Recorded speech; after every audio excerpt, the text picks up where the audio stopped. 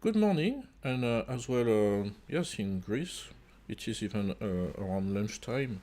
So today we have a match between two teams, a team in Athens, a team in London. These two teams will be debating in day two of the group phase in the group C, the National and Catholic Israel University of Athens and the King's College London in UK. So I give the floor to my colleague, Miss Berketti, will be hosting the match. Thank you very much. First of all, welcome everyone to this match. It is our pleasure to have you. And now I would like to proceed with some introductions. Can I have first Miss Tabery from King's College London? Yes, hello. My name is Louise, and I am part of the King's College London team here in the UK. Thank you very much. Now moving on to the National and Capodistrian University of Athens, Mr. Christopoulos. Hello, it's a great pleasure to be here for this debate today. Thank you. Now Miss Garcia from King's College London. Hello, everyone. Nice to meet you, and I'm excited for the debate today. Thank you. Moving on to Ms. Sikara from the National and Capodistrian University of Athens. Hello, it's a pleasure meeting you all. Thank you. Again, from King's College London, Ms. Ali. Hi everyone, really excited for a competitive debate today. And last but not least, Ms. Kataki from the National and Capodistrian University of Athens. Hi everyone, I'm very happy to be here today. Thank you. And now I would like to give the floor to my colleague, Ms. Urbanova, for the allocation of the topic.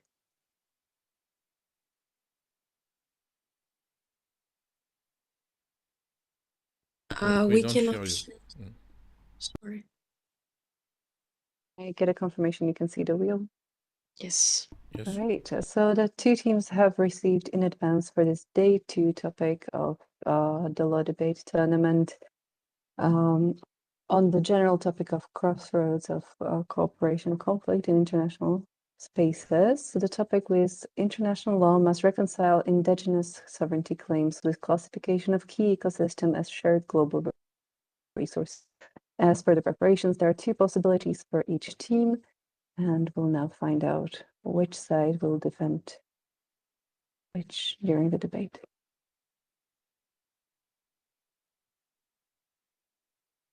So for today's debate, it is the King's College London debate team that will argue in favor of the motion, and thus the National Catholic University of Athens will argue for the against position. You will now have 5 minutes to finalize your preparations. Feel free to close your cameras and mics.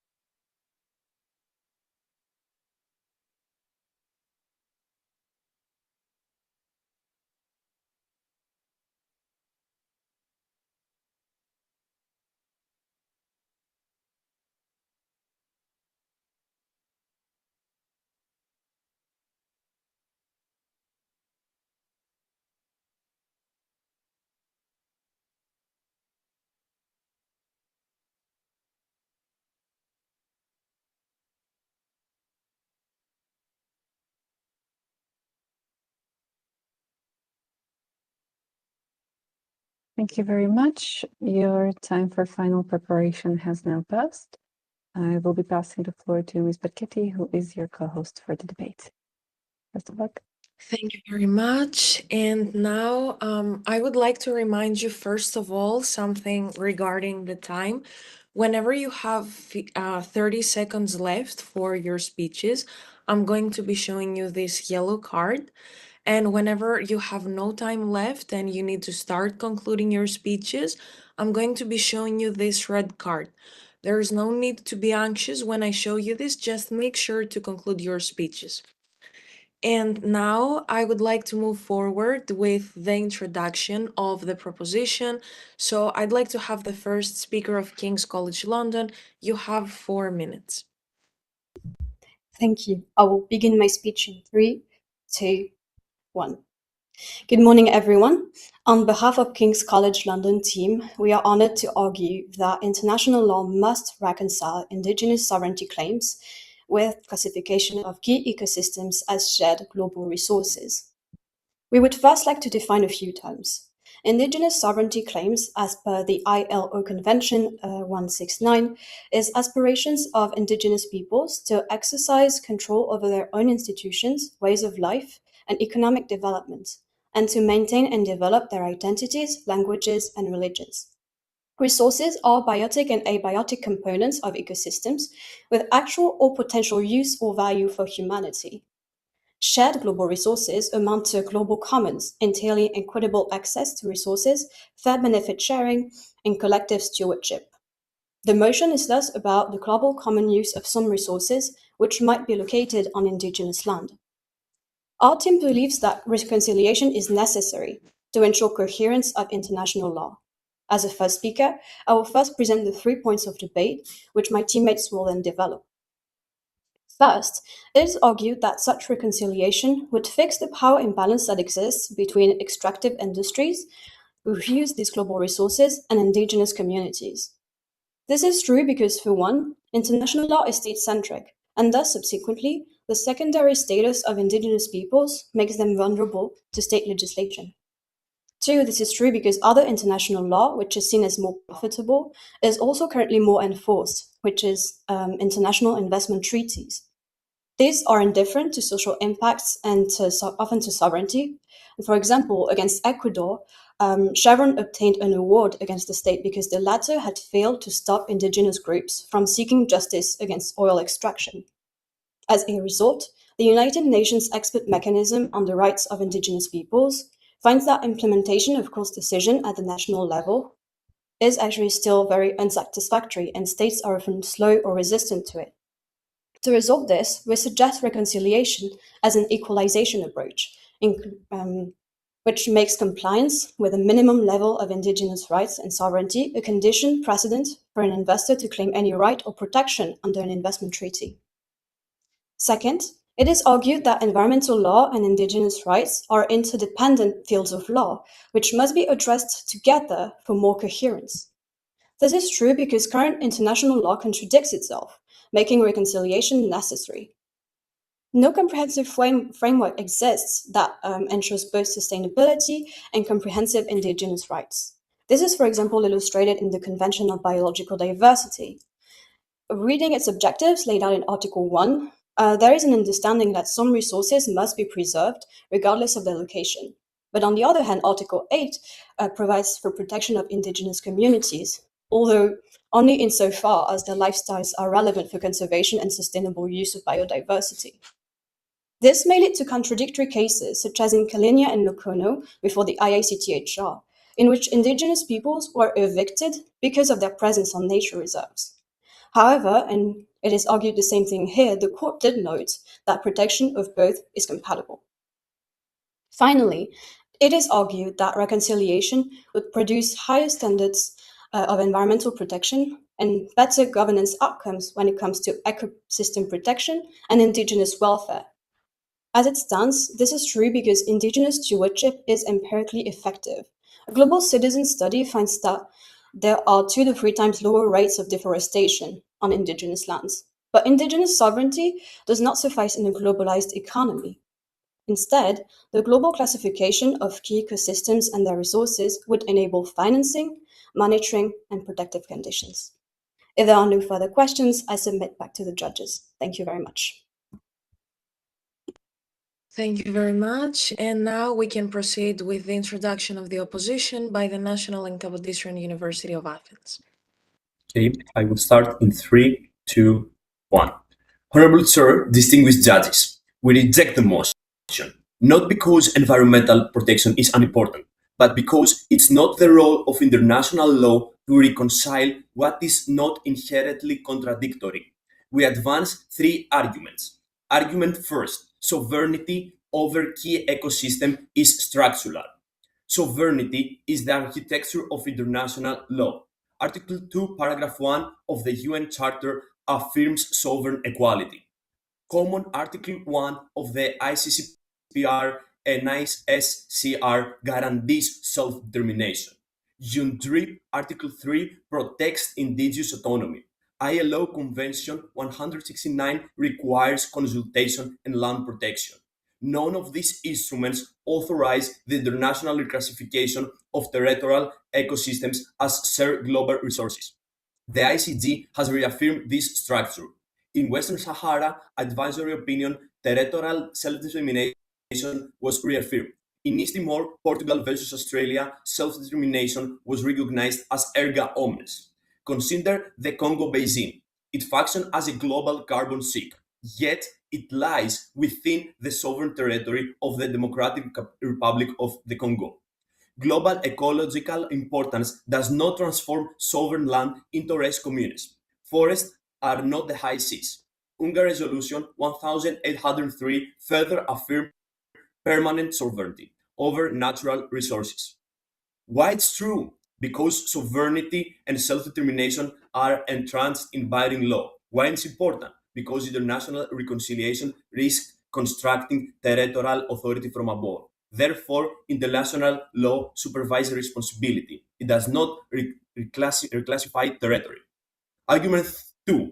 There is no inherited conflict to reconcile. The motion assumes opposition between indigenous sovereignty and environmental protection. There is no. Environmental law already integrates indigenous stewardship. The Convention on Biological Diversity, Article 8, Paragraph G, embeds indigenous knowledge in conservation governance. ILO 169 guarantees participation in resource management. The Inter-American Court confirmed this in Salamanca People versus Suriname, requiring FPIC for sustainable survival, and in Oaguas Tingui versus Nicaragua, recognizing collective land rights ties to ecological continuity. Empirically, indigenous managed territories, particularly in the Amazon, show lower deforestation and stronger biodiversity protection. Why reconcile two principles that already operate together? Why it's true? Because environmental law embeds indigenous government. Why it's important? Because replacing indigenous authority offers weakened ecosystem. Therefore, reconciliation is unnecessary where harmony already exists. Argument 3. International reconciliation risks green colonialism.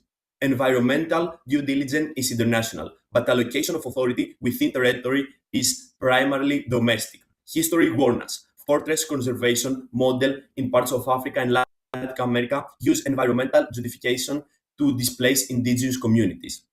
Most key ecosystem, the Amazon, the Congo Basin, lies in developing states. Expanding international authority over them risks reproducing structural asymmetries associated with colonial oversight.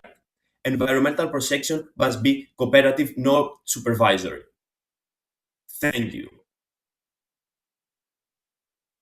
Thank you very much. And now I would like to proceed with the rebuttals. Now given by the proposition, the first speaker of King's College London has the floor. I will start in 3, 2, 1. Good morning, honorable judges and worthy opponents. The opposition's entire case rests on the assertion that there is nothing to reconcile, that sovereignty is structurally complete and environmental law already integrates indigenous participation, and that any attempt at reconciliation would violate sovereign equality. But that argument collapses once we examine the reality of how these regimes operate in practice.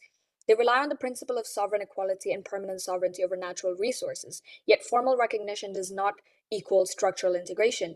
The United Nations Declaration on the Rights of Indigenous People remains non-binding. The ILO Convention that opposition has cited remains non-binding unless ratified. The Convention on Biological Diversity emphasizes global conservation objectives, yet beyond Article 8, it barely addresses Indigenous rights as rights holders. They say there is no conflict to reconcile. However, the Arctic demonstrates precisely why there is a reason to reconcile. Although indigenous people have been included in these summits where Arctic resources have been discussed, they have been excluded from many summits that were very high level and affected their rights. There is clear fragmentation in action. The opposition also claims that environmental law guarantees participation as it is now, but participation without structural authority does not resolve the overlapping obligations. As my first speaker mentioned, the Kalini and Lokono case, it showed us what happens when conservation is pursued without reconciliation. Indigenous people were evicted to establish nature reserves, and only later did the Inter-American Court recognize that environmental protection and indigenous land rights are compatible. Litigation after displacement is not integration. On the point of colonialism, they suggest that reconciliation reproduces domination.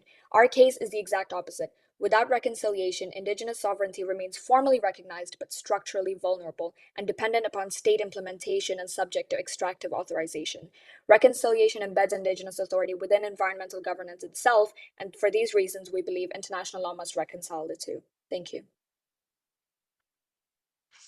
Very much. Now we would like to proceed with the first speaker for the rebuttals of the opposition by the National and Capodistrian University of Athens.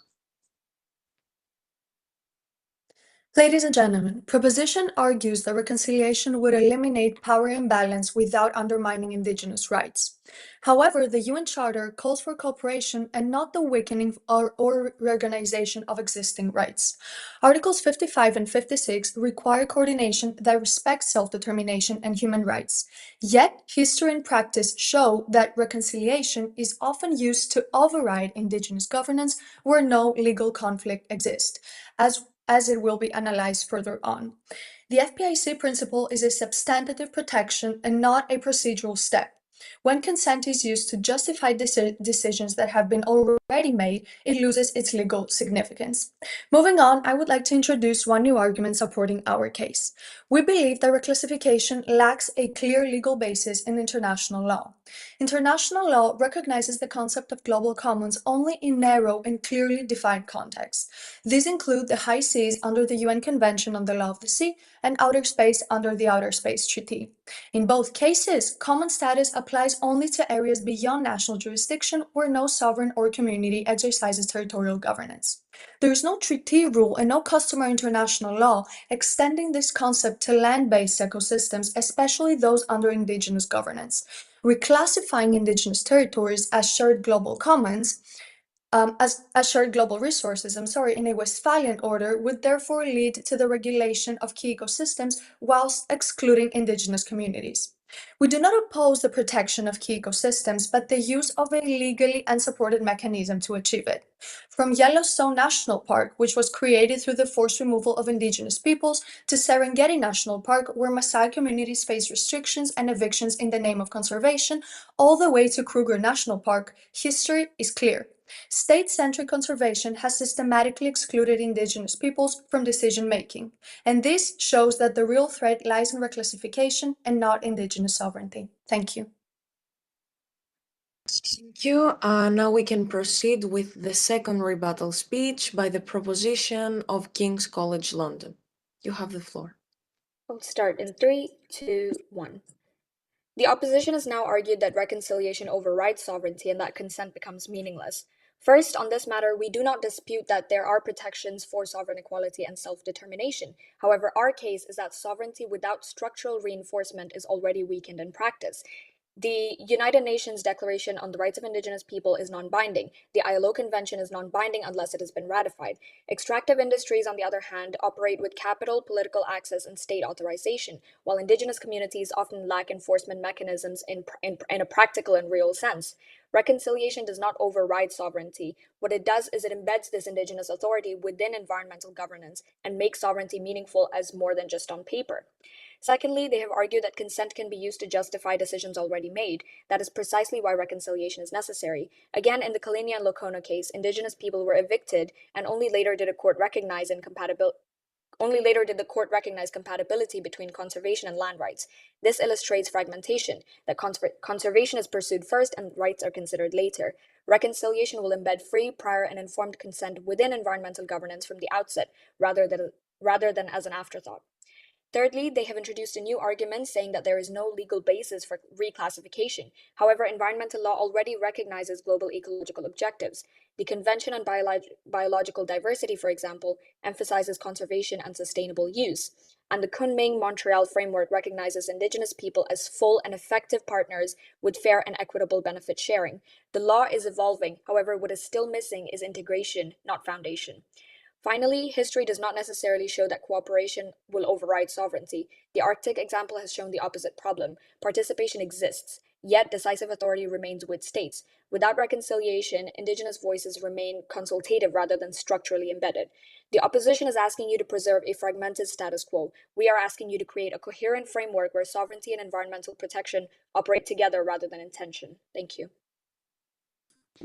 Thank you very much. And now moving on to the second speaker for the rebuttals of the opposition by the National and Kapodistrian University of Athens.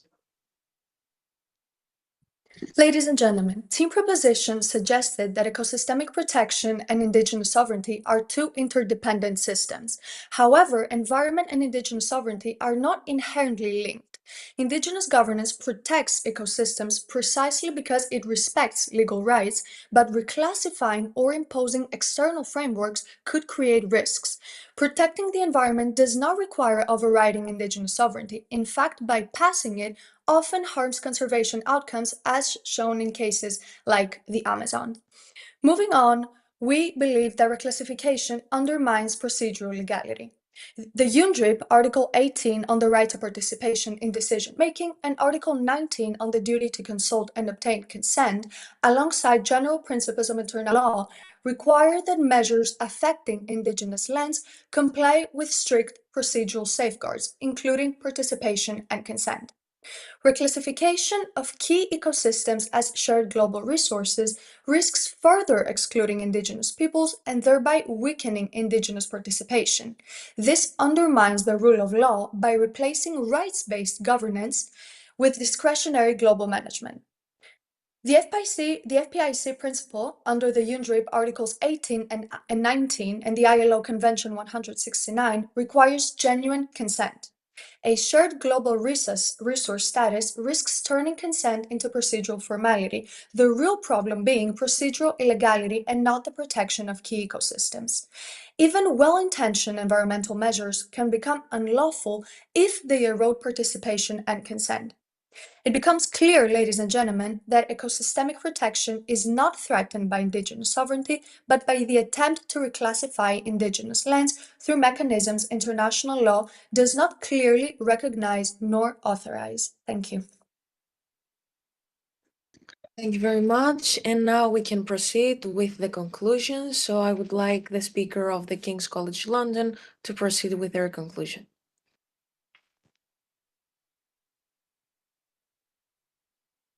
You're not audible, I'm sorry. Hello, am I audible? Yes, now yes, perfect. Okay. I'd like to start my speech in 3, 2, 1. So, as a proposition, we have proved two things. That international law today is not enough in the protection of indigenous rights sovereignty claims, and that there are practical benefits to indigenous people's protection and how they as well protect the ecosystems that we all share. Now, the main clashes are whether international law, whether there is a legal basis and it's doing enough. And to this, we say that no, it's not. even though there could be cases in which landmark cases in which sovereignty is established or stated to be a right to indigenous people, as we have said, the implementation of these rights has simply not been well done. The UN report itself, since the 2007 UN Declaration of the Rights of Indigenous People, has stated that the implementation of the court's reparations and as well court orders have not been followed by countries, because countries are not actually trying to protect indigenous people's sovereignty claims. Therefore, international law today is not implementing the rights that it's supposed to be implementing in order to balance both indigenous people's rights as well as the ecosystems that everyone shares. Additionally, stating the biodiversity declaration, again, it states subject to state legislation, knowledge from indigenous communities can be preserved. Again, the state-centric nature of international law is making indigenous people's rights to sovereignty claims a secondary status compared to states' rights to their own resources. And this is a direct conflict, because the opposition argues that they are not directly conflicted, but they are, because states' sovereignty rely on the resources that indigenous people found first. And therefore, as team proposition, we conclude that reconciliation is the way forward for international law. Thank you very much. And now we will proceed with the conclusion of the opposition by the National and Kapodistran University of Athens. I will start in 3, 2, 1. Honorable Chair, distinguished judges, the proposition case is built on a dangerous legal fallacy that we must reconcile rights by dilating them. Our case has proven that this motion must fall based on 3 decisive pillars. Number 1, the territorial reality of sovereignty. Self-determination is non-negotiable, as sovereignty is the foundation of international law, not a policy preference. Furthermore, we expose the critical legal global common status like the high seas exists only where there is no territorial governance. There is no treaty, no custom, and no legal basis to reclassify inhabited indigenous lands into international resources.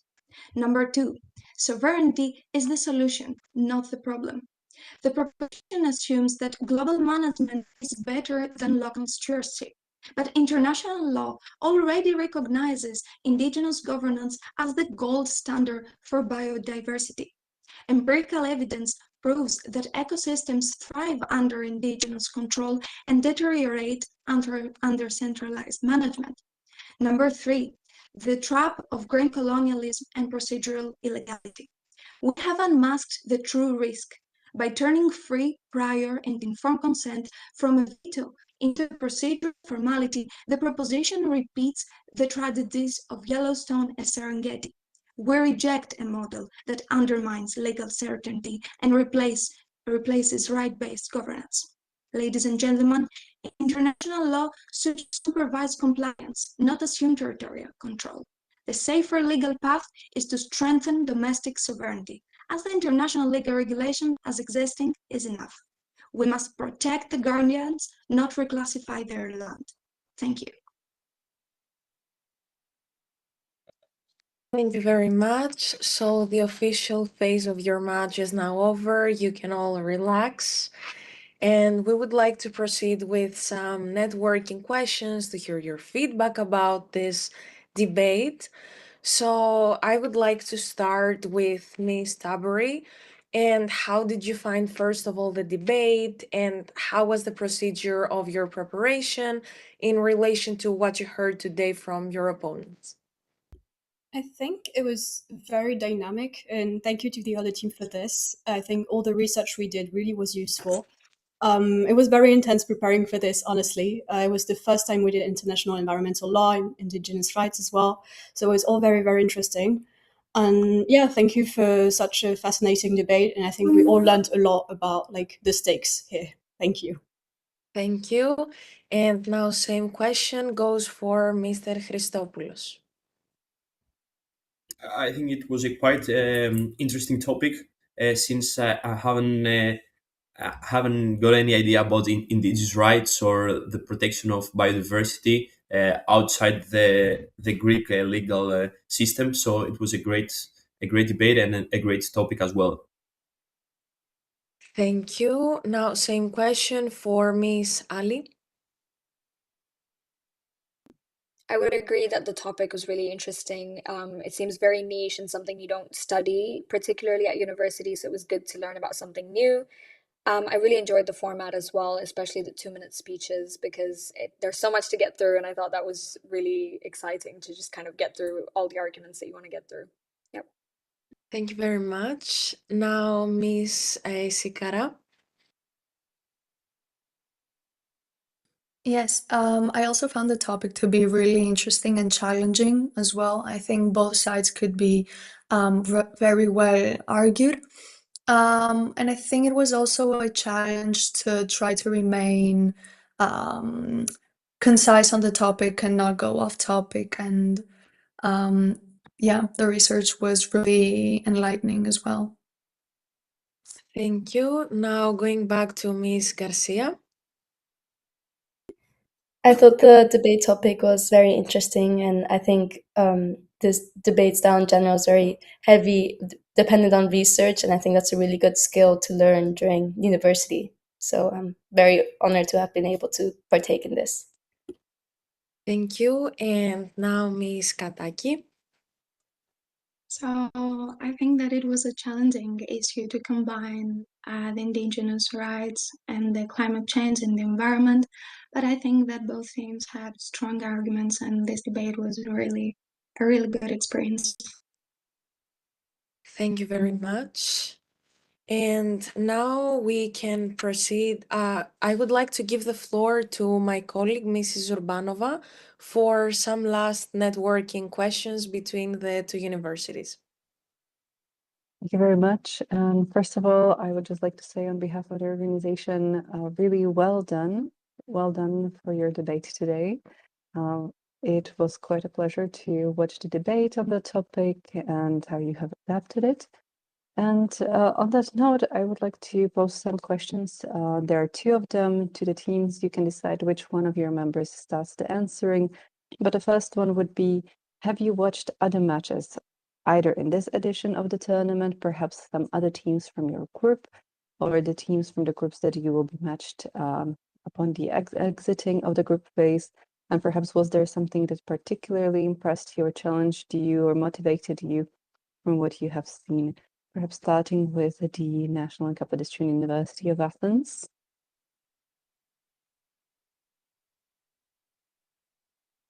I could go ahead answering the question.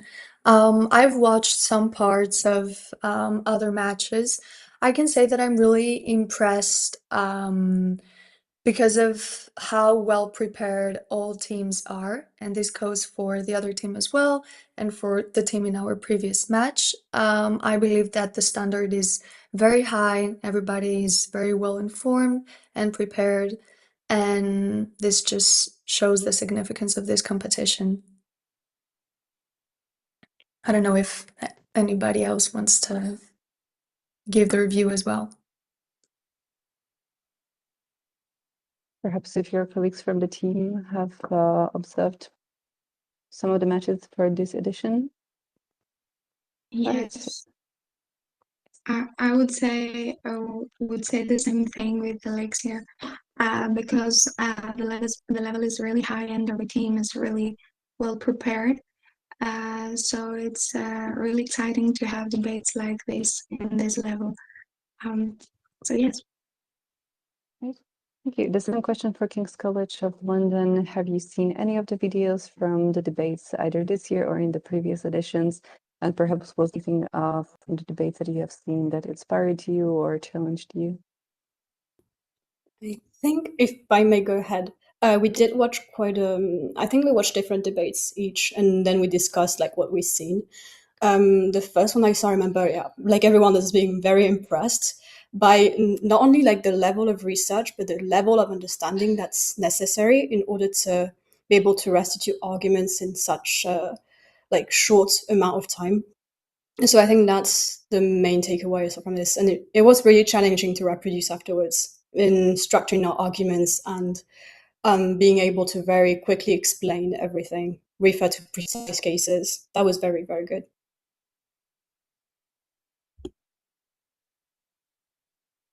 Right.